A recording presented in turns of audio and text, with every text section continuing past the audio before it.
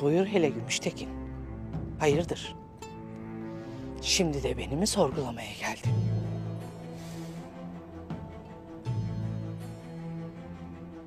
Sana karşı fevri davrandım Hayme Hatun. Saadettin köpek elime Ertuğrul'la alakalı emri tutuşturunca... ...sonra saldırıdan kaçan askerin korkunç sözlerini duyunca gözüm döndü.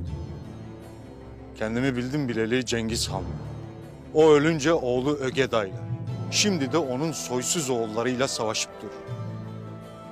Yoruldum belki. Bıktım usandım. Lakin bir darbede Süleyman Şah'ın oğlundan yediğimizi duyunca... ...bu beni kahretti Hayme Hatun. Dün haddimi aşıp kalbini kırdıysam beni bağışlayasın.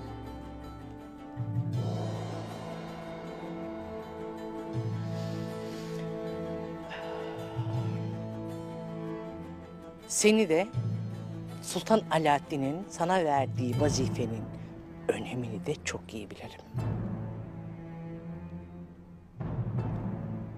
Oğlum masum olduğunu ispatlayacak. Ertuğrul gelip teslim olmazsa... ...ben affetsem de devlet affetmez Hayme Hatun. Gayrı bundan sonra bilesin ki... ...elimden de bir şey gelmez.